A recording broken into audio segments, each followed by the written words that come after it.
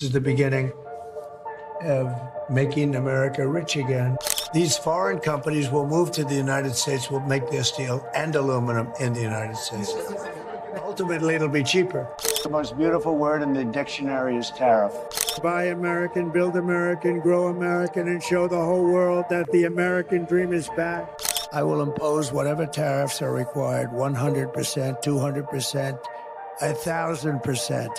They're not going to sell one car into the United States. Come make your product in America, and we will give you among the lowest taxes of any nation on earth.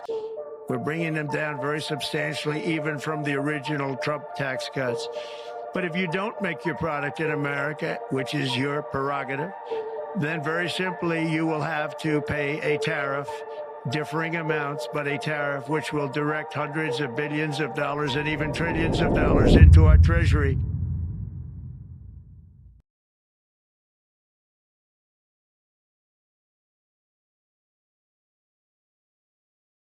In the post-World War Germany, people started eating lots of chicken, which was coming from the U.S. Midway through 1962, U.S. farmers were on track to sell more than $50 million worth of chicken, equating to $500 million in today's money. This made European farmers mad. So the organization, which later became the European Union, put a tariff on U.S. chickens.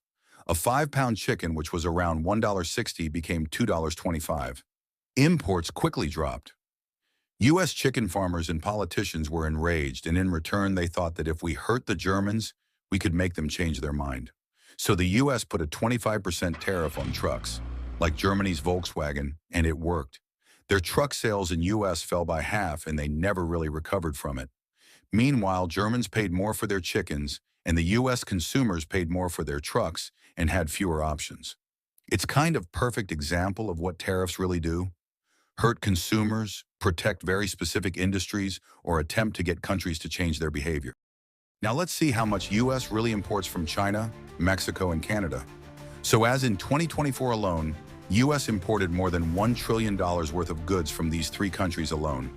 It comprised for more than 40% of all U.S. imports. A 10% tariff on all goods imported from China took effect on February 4, 2025. While the proposed 25% tariff on all goods imported from Mexico was delayed for a month. Mexican President Claudia Sheinbaum agreed to send 10,000 members of the National Guard to the U.S.-Mexican border to prevent drug trafficking. In case of Canada, it was proposed 25% tariff on all goods imported from Canada, which was also delayed for a month as Canada also announced plans to impose 25% tariffs on $155 billion worth of imported U.S. products. All this looks and sounds very nice for a U.S. economy until we see it from the U.S. consumer's point of view. Is it really beneficial for them? The answer is no. The de minimis provision allows many goods valued at or under $800 to enter the U.S. duty-free.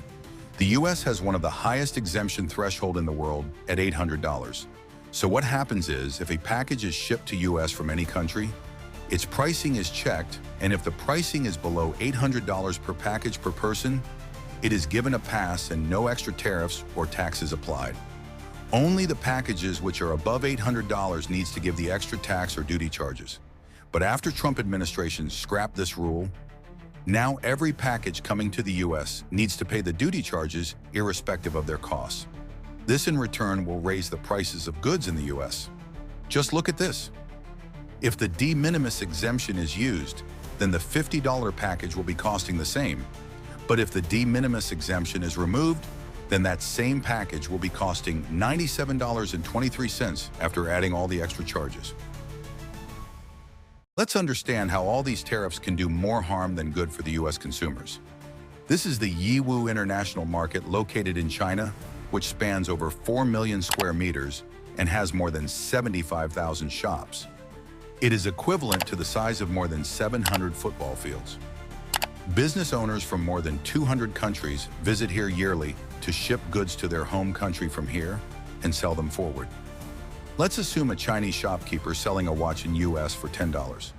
Once the shipment is done, according to the de minimis exemption, the shopkeeper can ship packages worth $799 and will have to pay no extra charges.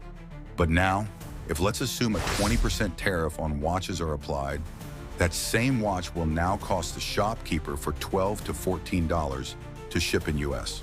So what he will do is he will just increase the cost of the watch in the US, and that extra money will be charged out from the pockets of the American consumers itself.